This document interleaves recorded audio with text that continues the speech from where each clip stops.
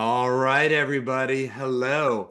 My name is Adeo Resi. I'm CEO of Dessel Group, the parent company of VC Lab, and I'm here today to really take you through everything you need to know about LPs. And right now is an important time to understand LPs because the world of investing is pretty much in chaos. Okay. On the GP side, they have not been getting returns for a few years. The last volley of large returns happened during the pandemic in 2021 and maybe early 2022. So it's been a few years since LPs have been getting steady or big returns. And that's interesting, of course, right? On top of that, on the LP side, because of all the volatility in the market and everything that's going on, many of them are hesitant to invest right now. But that is what it is, right? It's one of the best times in history to be investing capital, and there are really hundreds of thousands of LPs worldwide. So I'm going to give you some advice today on what are the types of LPs in the world, right? How you can find the right LPs for you, and I'll give you some tips about dealing with LPs, and then I'll show you some tools to get LPs. Okay. And then on top of all that, we're going to answer some questions as well. So I'm very excited for this. This is going to be a powerful learning experience for everyone here.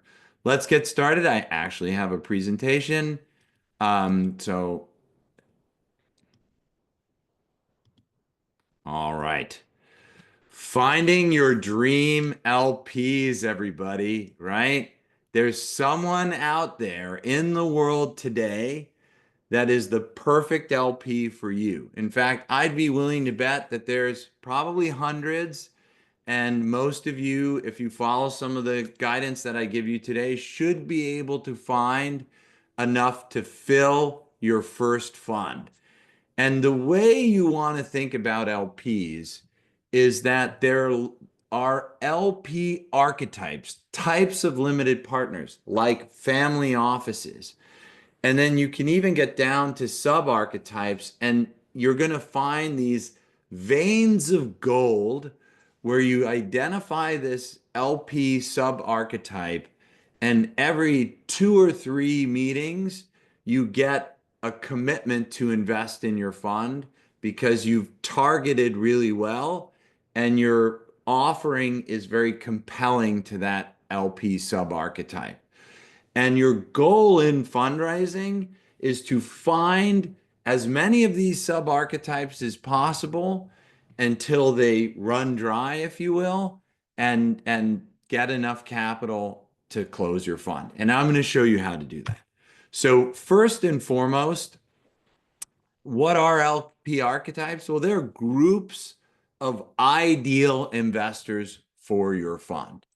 And what does ideal mean? Well, ideal means that their interest as an LP, your background as a general partner, and the thing that you're trying to do with the fund, which is called the fund thesis, they all align. And it's just magic. The LP is like, wow, I'm very interested in your fund thesis. I think you have a great background, and this is something that I want to see happen in the world. So I am going to therefore invest. So there are these archetypes where this will happen at a high frequency. And again, your job is to find them. And the best ones are going to be people that you know. So they are first degree connections. And the second best are people that you are in your kind of wider circle of network. So you may like have a buddy that you used to work with, and that friend is good friends with the LP.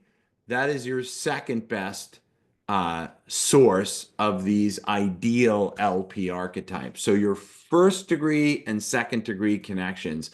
And I promise you, that everyone here that's even mildly active on LinkedIn will have a lot more second degree connections in your LP archetypes than you think. And so I promise you, I'll even show you how to check this, and it will surprise you. The numbers are staggering. So your challenge really is to find these people, right? To find that vein of gold and these LP sub archetypes. And I'm going to tell you the different kinds of archetypes right now. So you've got friendly archetypes, right? These are people that are just easier to close, easier to deal with. So they can be your friends, right? Obviously, that's the friendliest. Angels are very friendly. High net worth individuals, which could be, exited tech entrepreneurs, are great. You have successful entrepreneurs that are super friendly. Tech executives, affinity groups, or your where you graduated from college, your alumni group. Family offices are fairly friendly. CEOs and bankers. The friendliest are at the top, right? The least friendly are at the bottom. Most of these, so we just, for example, did a big survey of high net worths and a couple hundred people participating. And the average investment size of a high net worth individual into a fund is $300,000. So that's great, right? You need a lot of $300,000 to get to a $10 million fund, right? But and unfortunately, a lot of times friends and angels are more like 100,000, right? So friendly archetypes are great, but they tend to be a little bit smaller. They're easier to close, but you're going to need a lot of them to get to a large fund size. So you're probably going to want to move to a little less friendly archetypes, right? But invest larger amounts of money. So corporations, fund to funds, venture funds, wealth managers. Um, if you can get a corporation, they tend to be a bit slower and have a lot of process. Fund to funds often don't invest in new managers, but there's some that do. We have a fund to fund called Decil Capital that invests in new managers. We just completed an investment in a company called First Check Ventures. We have one more ticket in the current fund, and we'll be doing other funds in the future. Venture funds also invest in other venture funds as a source of leads. It's like really, kissing frogs to find one.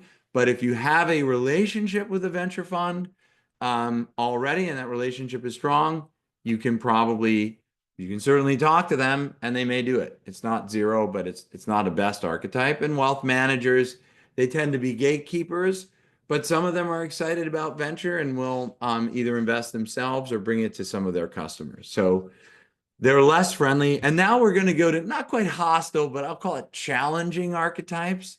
Um, Sovereign wealth funds, governments, endowments, insurance, pension, donor advised funds. These are like moving into what are called more institutional investors.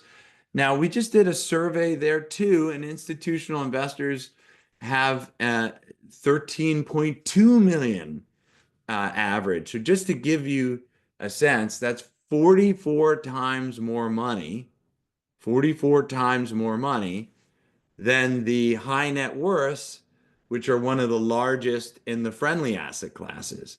So these will put a lot more money. I mean, on average, 44 times more money, but they're more challenging to close. So with these archetypes, the friendly and the less friendly archetypes, you run a process for them to invest. So they effectively follow your process for the most part. In this situation, you follow their process, right? And their process can take 6 months, a year, up to 2 years, sometimes multiple years. And you just gotta go through the motions, right? And be ready to follow what they want. But of course, that can take a long time, but the payday is very large and the success rate is also very small. So these are very, very time consuming. So just to give you like an easy way to think about this, right? If you need to close one, you might need to pitch 10 and right, at least, right? And they could take easily 40 hours, right? Probably more, call it 50 hours. So 10 times 40 or 50 hours is almost a year's worth of work, right? And when you start adding it up, just to get one of them, because they just grow in terms of the time commitment needed. So challenging, more money, and a lot of them don't invest in Fund One. So they're kind of off, but I wanted to cover them a little bit. All right, so let's keep going here. Um, as I mentioned, here's a breakout of what we're seeing of interest into new fund managers. High net worth, about 57%. Family offices, about 32% of the investors, and institutional, about 11%. And then you can see the average amount that uh, LP archetype is allocating into venture, and it can jump up quite a bit, 44 times from a high net worth individual to the average institutional. So some data to help with. We have some more data because we also asked LPs what type of sectors they're interested in. And here's something I want to point out that's super important. Um, you can see, hopefully you can see this slide, but AI and deep tech actually um, is number two. But if you look, generalist is at 13. Actually, let me rephrase. AI and deep tech is number one. It's number two in the chart because it's at 21%. And generalist, which a lot of people when they enter venture capital say, I want to invest in everything, right? If I want to back a AI company, I'll back an AI company. If I want to back a deep tech company, I'll back a deep tech company. But LPs don't want that, right? Only 13.8% of LPs worldwide want to invest in a generalist, right? So that means like roughly 87% of LPs want to invest in specialists. And here are all the different specialties that they say they want to invest in, right? So if you want to just take a look at this or screenshot it or whatever. So it's important for you as a GP on Fund One not to be a generalist, okay? Because you're only going to be able to roughly 1 in 10 LPs are interested in generalists, right? So that makes your job of closing a fund much harder because now instead of 10 of 10 LPs possibly being interested in what you want, you have to find the 1 in 10 LPs that's interested in a generalist theme or thesis, and they're just much rarer, much harder to find. So I implore you, if you're working on your first fund and you're working on your thesis right now, do not be a generalist. It's going to really impede your fundraising in a negative way that will make it approximately 10 times harder for you to close. Okay. And back to another point, you say, well, there's still 1 in 10 people are a generalist. 1 in 10 people are a generalist, but as you can see here, this is the number of sectors that an LP focuses on. Like over 80%, 82% focus on two or more sectors. So some people could say, like, yeah, I'm interested in generalists and AI and da da da. So very rare is someone like just a generalist. I'm only investing in generalists. In fact, most of the time they say, sure, I'll do a generalist fund, but I'm also interested in biotech. So these LPs are interested in multiple sectors, right? And a lot of them will tell you straight out, yeah, I'm very interested in, the climate, AI, and insert something else. And in fact, 19% are interested in four or more sectors to invest in. So picking a sector is your best bet. I have tons of data to back that up, but I want to talk now quickly about the process. I also want to get to showing you some tools. So, all right, you get a gist of what these LP archetypes are. How do you find them and turn them into actually investors in your fund, right? And there are lots of tools. If you go to desalgroup.com, at the bottom, there's a this search, so you could say, what are LP archetypes, right? And you can ask any question, and what will happen is, hopefully in my lifetime, now I'm kidding, it will pop up and say LP archetypes differ from who invest in venture capital funds. And then you can brainstorm and say, what are some LP archetypes for my fund? And it will help you. Okay. But back to how you find them, right? So if you want to learn more about them, you can go there, and here's how you can find them. There's a 6-step process, right? And I'll take you through it very quickly, relatively quickly. So first and foremost, you have to develop a closing model of how you want to get to your target fund size. So here's an example of one. So you say, look, I'm going to try and get like $1 million LP. I want 2 of them. I'm going to try and get $500,000 LPs. I need 6 of them. I'm going to try then get maybe 12 250Ks and 20 100Ks. And that's going to put together my $10 million fund, right? And you can back of the napkin this. So just so everybody here knows, most LPs do not want to go over 10% of your fund size. So if you have a $10 million fund, your largest LP is going to be $1 million. Some will go to 20%, and even less will go to 25%. So you might get a $2 million LP in a $10 million fund, but very rarely do you see like a $5 million LP in a $10 million fund, because there's beneficial ownership issues where they basically will control the fund as they get up. And a lot of LPs just don't want that burden. And it might also reduce or eliminate their limited liability position, because they're like a decision maker when they own too much. So back to the point, you're going to want to come up with some sort of rough sketch of how you're going to get to your target fund size in terms of the amount an LP will invest and the number of LPs. And then you want to start thinking about who can write these kind of checks. Well, we just covered 100K is probably the smaller part of your friendlies. 250K, you start getting into family offices and high net worths, right?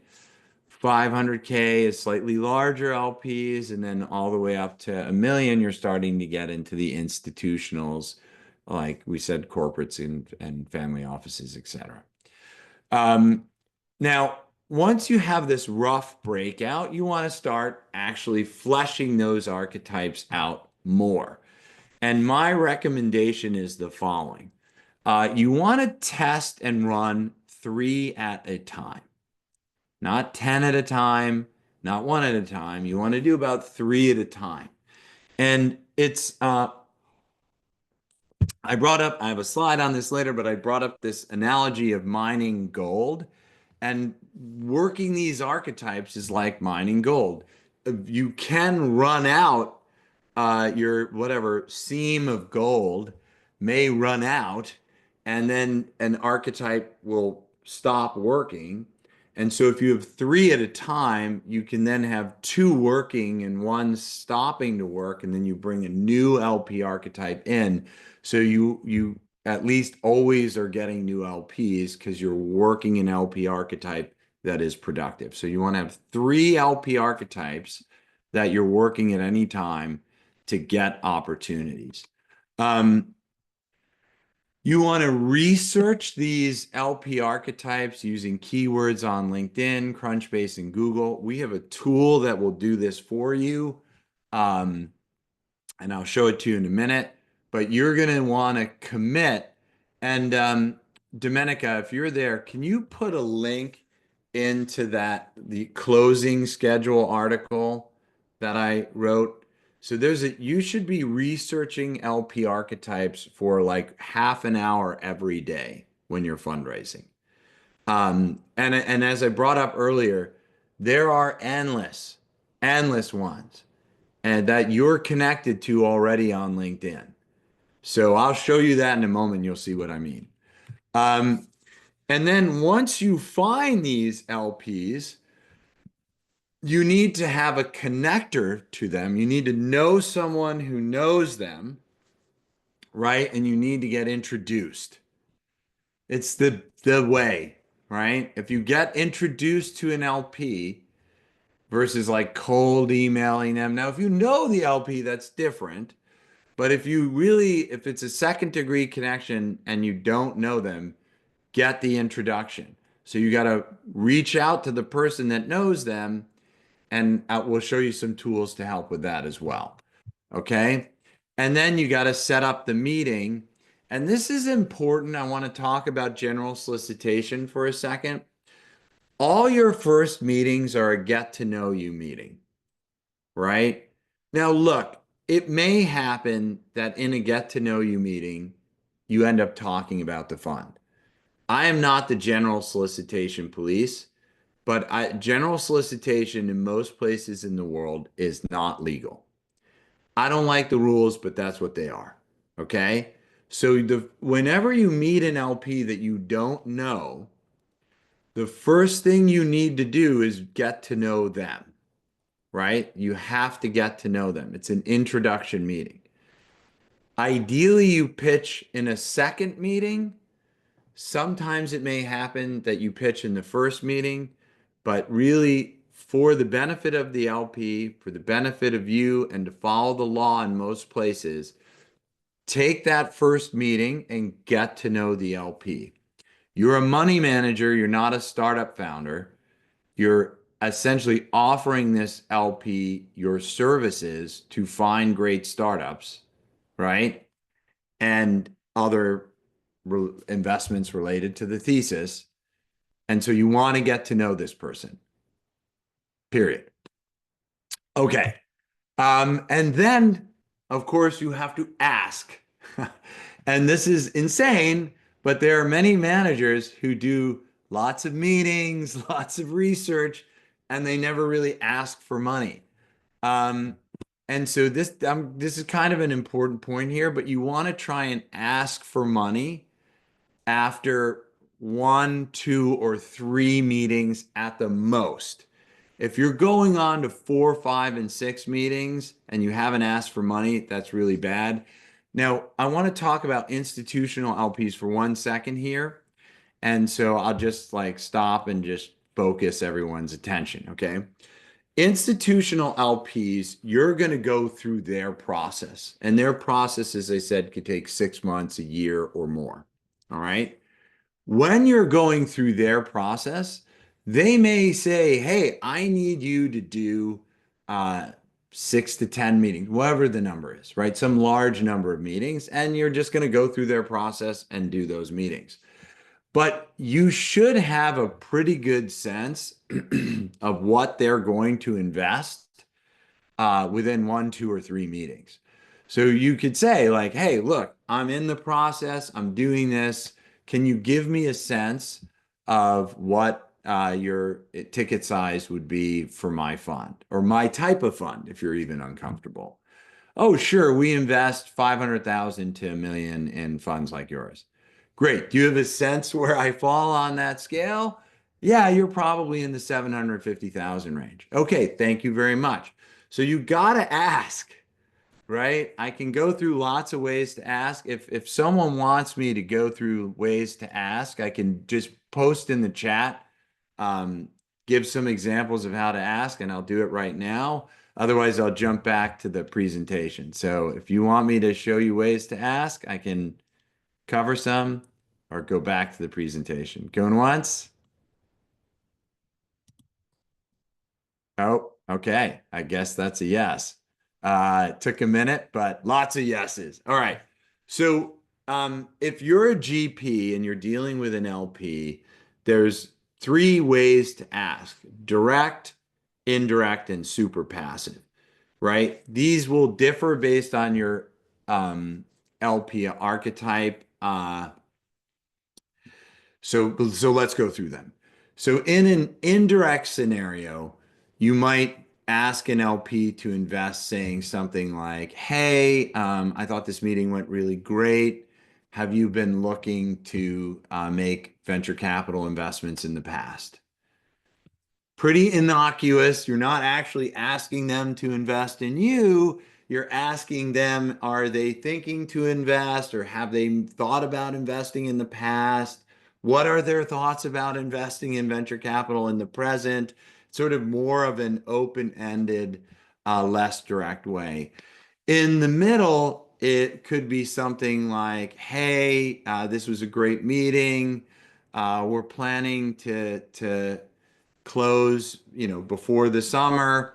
Um, might you be interested in learning more or possibly participating, right? So there you're sort of saying, hey, we've got this deadline.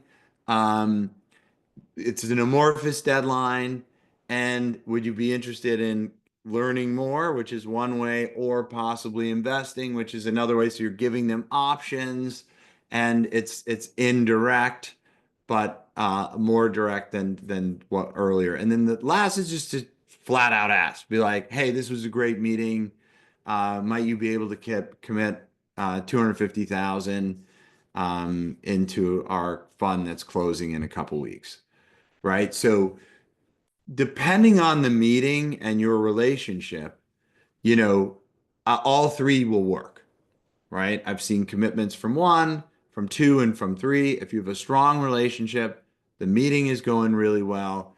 You know that they could put 250 in without too much worry.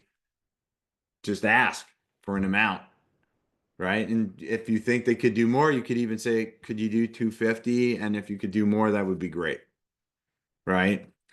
But so those are the three ways. They will vary based on the archetype, etc. Let me get back, and we're going to move into the next part, which is LP love. Uh, Hopefully that was useful. If you felt it was useful and you want to say something in the chat, great. Um, all right, so let's talk a little bit about LP love. LP love is something everybody here is going to experience. Okay. Um, it could come from a friend. It can come from someone you don't know. And it's very important you understand this. So, limited partners rarely say no. In fact, no is the second best answer to yes because they'll string you along, right? And if your job is to be a professional investor, let's say you're a manager of a fund of funds or a sovereign wealth manager, right? You go and tell someone no. Like, let's say you're the new Sequoia. I'm not going to invest in this fund, but I'm not going to tell you no because one's if I then I'm like you're like that guy's an ass, and then you become Sequoia. I won't be able to get my money in. So a lot of professional limited partners just don't say no. They say all sorts of things that in fact are a no, like, oh, your fund is too small, or oh, we're not investing right now, or oh, like, some excuse, right? And you're like, well, it's not a no. And I'm going to jump the gun here. Anything that is not a yes is a no. All right? Can someone write this in the chat? Like burn it in your mind. If it's not a yes, it's a no. All right? So, let me tell you something that or read you some of the things. You can read them yourself, but it's like you're amazing, but your fund is too small. That's a no. We're over allocated, so come back next year. That's a no. Now, let me just use these two as an example. So let's say you're like, oh shit, my fund is too small. So you're like, okay, I raised my fund size. Will you invest now? What do you think they will say? I now have a larger fund size. Will you come in? Do you think they're going to say yes? Who thinks they're going to say yes? Right? Yes. If you think they're going to say no, write no. Yeah. No. Yes, but no. Yeah, no. Exactly. It's a no. So we're over allocated. Come back next year. Do you think it's going to be a yes if they come if you come back next year? Right? Yes in the chat. Yeah, no. Okay, right, exactly. They're not gonna, no, they're not. We love the vision, but you need more experience. Oh crap, I gotta hire someone with more experience. So you hire someone with more experience. Do you think it's gonna be a yes? Someone someone wrote yes. I'm gonna help you. No. All right. And we're mainly looking at AI funds. Oh crap, I gotta add AI into my thesis. Now it's AI in biotech. Do you think they're gonna invest? No. So anything that is not a yes, just to go back to this one, is a no. Anything that's not a yes is a no. Anything that's not a yes is a no. And please, for the love of God, if there's anything that I can convey to you that is super important and leave here with right now, do not change your fund strategy because some LP is giving you a stock excuse, right? Literally, these LPs will give you a stock excuse and then people change their fund strategy. I'm like, oh no. They're like, I added more expertise to my team. I'm like, no, no, that's like, you didn't need to do that. It's some bullshit excuse that every LP uses every time because they're trying to say no to you politely. They literally don't have their like, man, needs more expertise, right? Let me give them that feedback. It's literally like not going to invest. Maybe we'll consider for in the future. Let me give them some excuse. The team needs more expertise. What's going to happen on if you're on fund one on by fund three? What will you have more of on fund three? Expertise. Right? So they're not saying an outright no. They're saying like come back when, later in the future and I'll take a look. Okay? So as I was saying, there are these seams of gold or veins of gold that you need to I think this is fool's gold actually, but whatever. It proves the point. There's seams of gold, and you've got to find these seams of gold, these LP archetypes, and mine them, and then eventually you'll get your fund filled. And so there's some final closing thoughts, and then I'll show you some cool tools. You want to focus again on three archetypes at a time. Some will die off, some will start not producing, and then you'll add a new one in. You may need to do some work to find them. If you don't get at least one commitment after you try pitching 10 people in an LP archetype, you'll want to try a new one, right? So this all sorts of stuff happens with archetypes. Like you might get lots and lots of LPs, and then all of a sudden you're still pitching a lot, but you can't close anymore.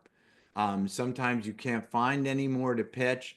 But if you're not getting commitments after pitching 10 people in an archetype, that archetype you should probably move on from, right? You want to be getting about one in five, even two in five saying yes that you pitch for it to be a productive LP archetype. And it's just going to take time for you to close. We get it down in the VC Lab program to about 4 months or less. And but to close the whole fund will probably take you pitching hundreds of LPs, in my experience, which is okay. You'll grow to like it if you don't like it already. And I think it's hard right now to raise money, but it's one of the best times to invest. And so if you follow some of the guidance from this presentation, you'll be able to invest. And I'll show you some, I told you I want to show you some tools. So let's jump over to them right now. So Decile Hub, and maybe you can put the link into Decile Hub in the chat. It's just decilehub.com. It's got all these powerful fundraising tools, right? So you can email, etc. So I've shown some of this before, but let me show you again. So the first thing that you need to do is, work on that closing schedule that shows the type of LPs and the amounts. But then you need to start researching them. And so you're going to see under our AI tools, we have something called the AI Archetype Advisor. It's going to ask you which fund you're doing, right? Then it's going to check, hey, is this the thesis for the fund? Because it's going to try and find you um, uh, archetypes related to the thesis. Now it's going to start building ideal archetypes for the fund that you're going. So we'll say, hey, tech executives, they seem pretty good.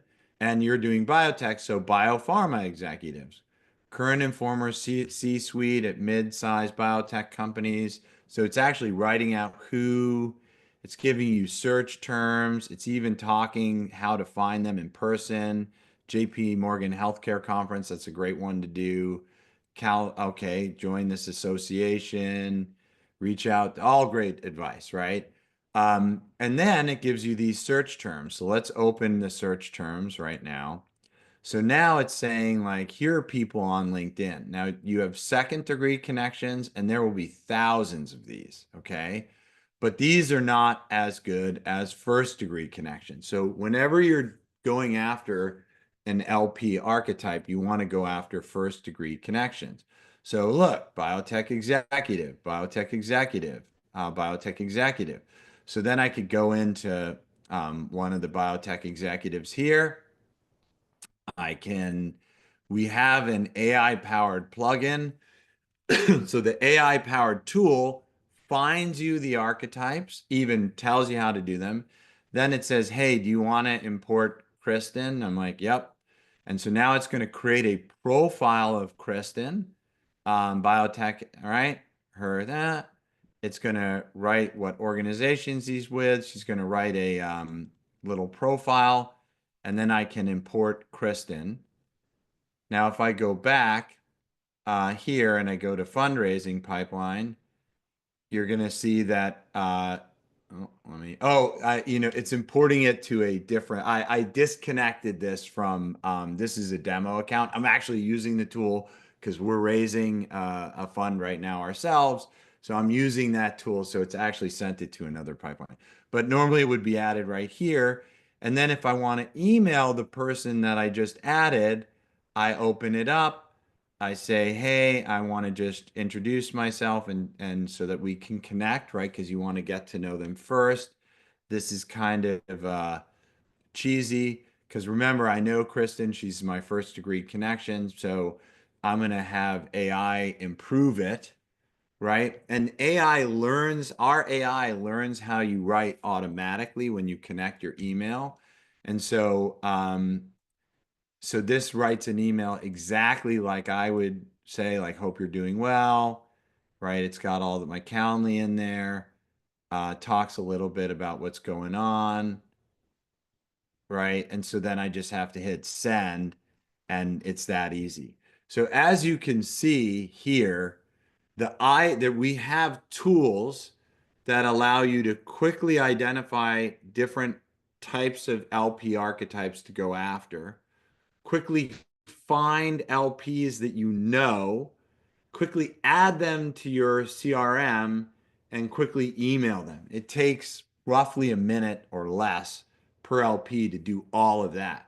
Find them, add them, and email them, right? And the email to Kristen is completely customized based on the profile we create of Kristen, any emails you've had in the past with Kristen, etc.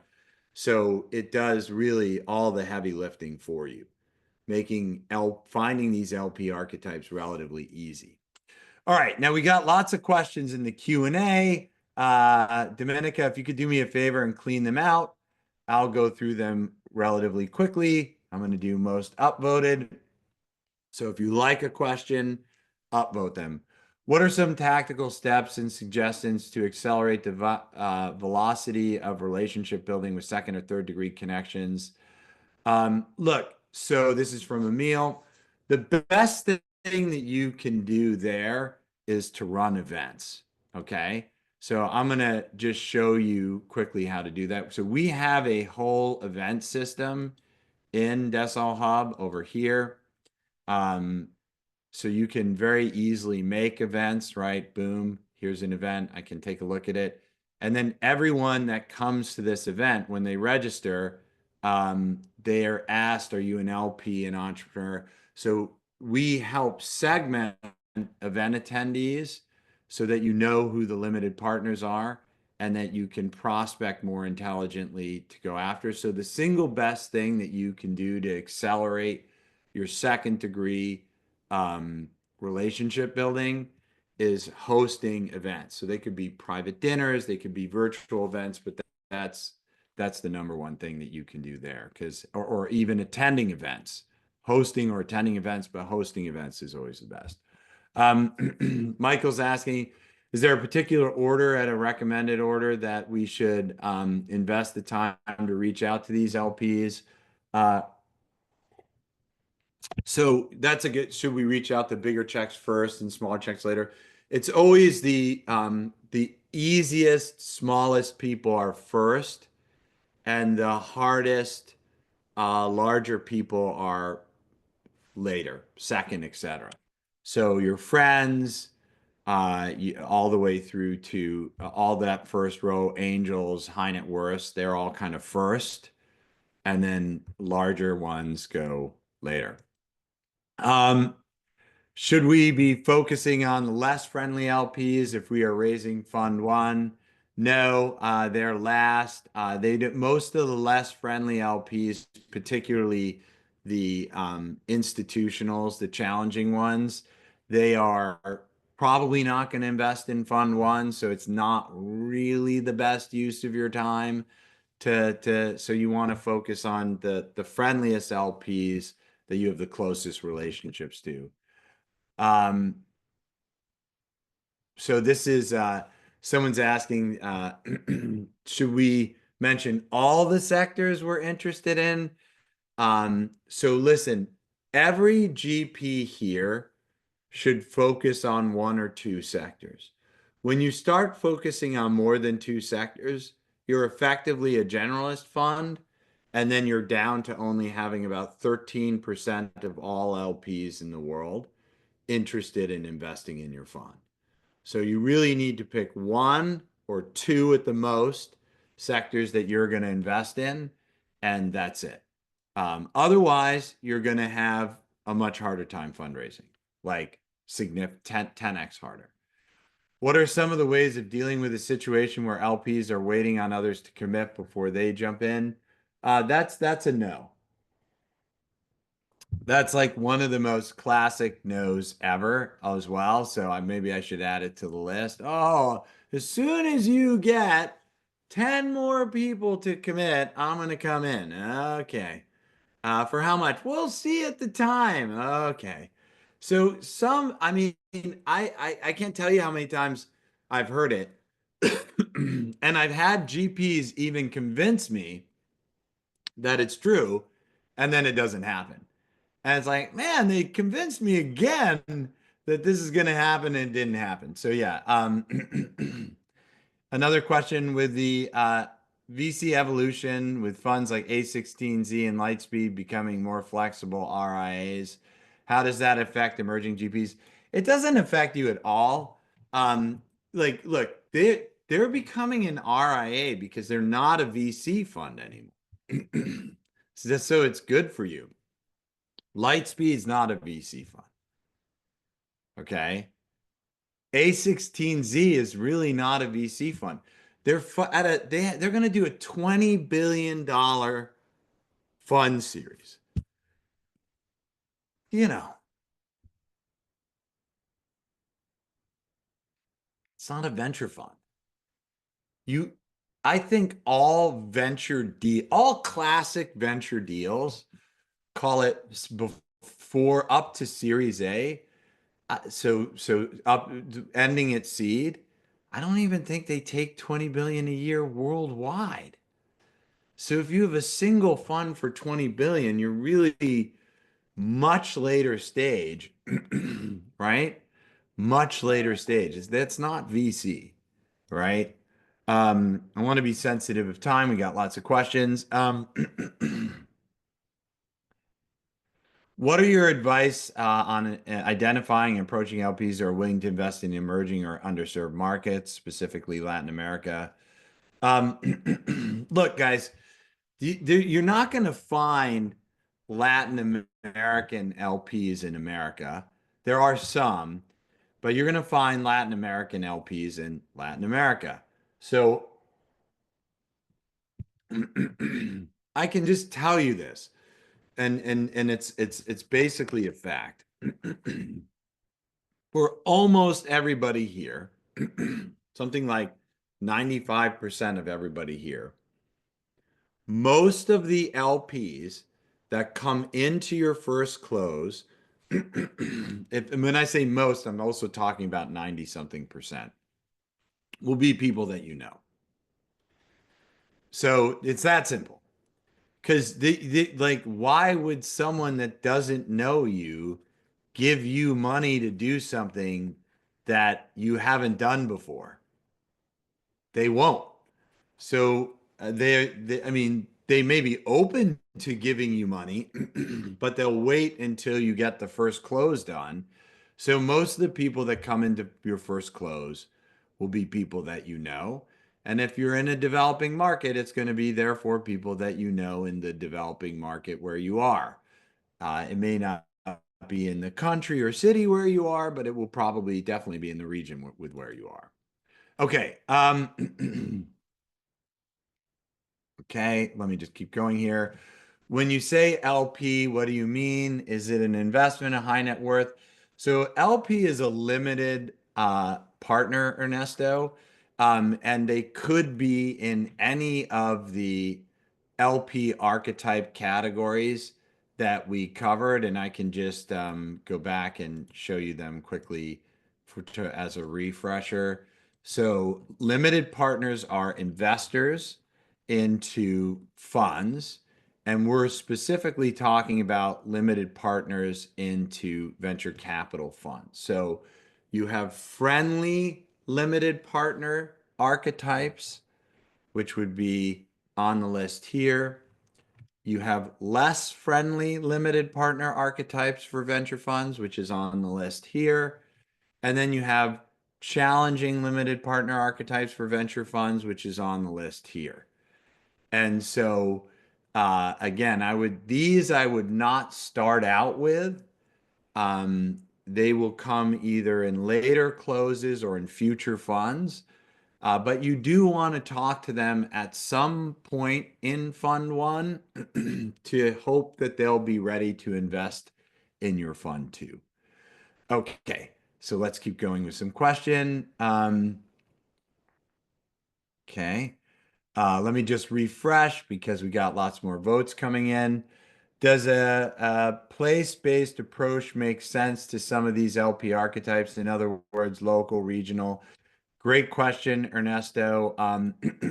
So, guys, LPs invest in a region and sometimes even just a country. And all venture capital funds are pass-through vehicles. So when an LP takes their money and they give it to you to invest and you invest in a company, it's almost as if the LP invested in the company because the vehicle that made the investment is a pass-through.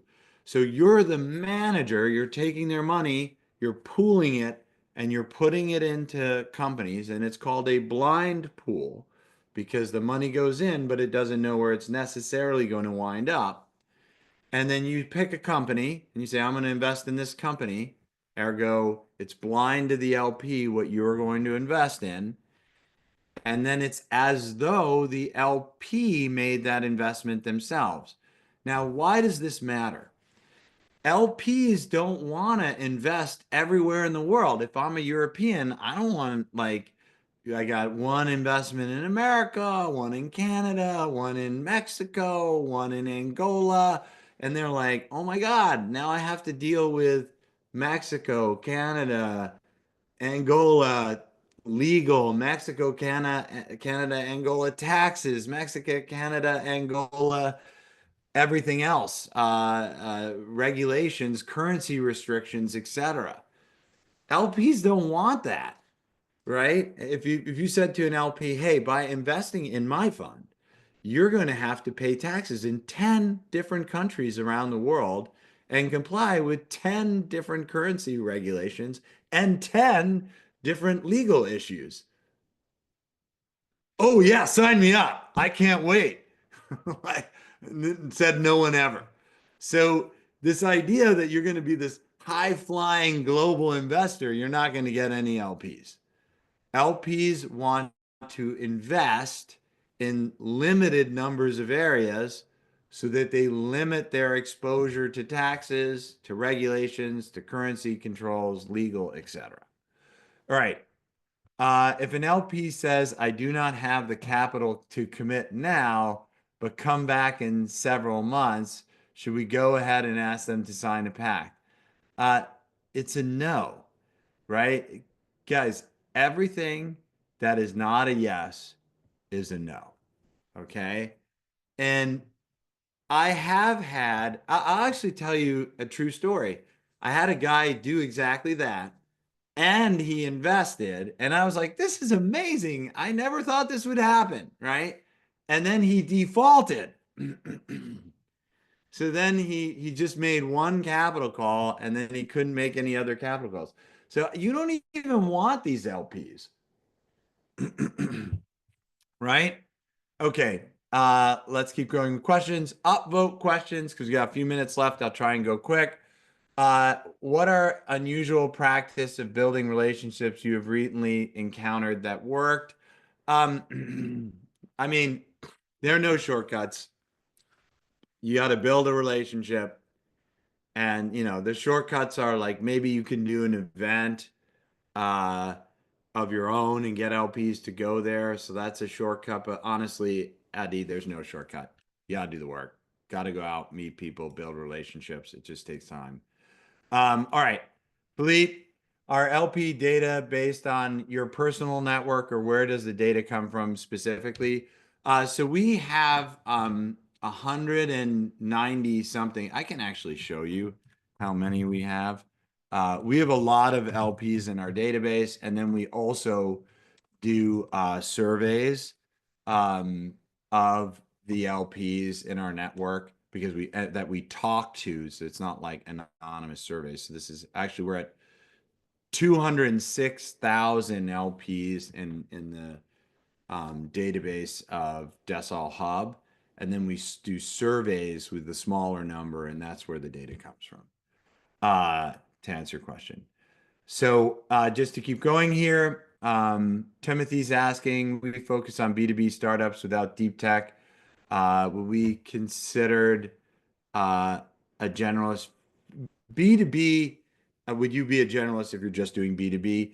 B2B is kind of a sector, but it's still pretty broad. So you want to probably get a little more specific with either one or two verticals within B2B in order for you not to be, because if you say, "Hey, I'm a consumer VC or I'm a B2B VC," that is basically considered a generalist unless you add some more specificity. If I say a fund is focused on sustainability, i.e., renewable energy, regenerative agriculture, student housing, is this?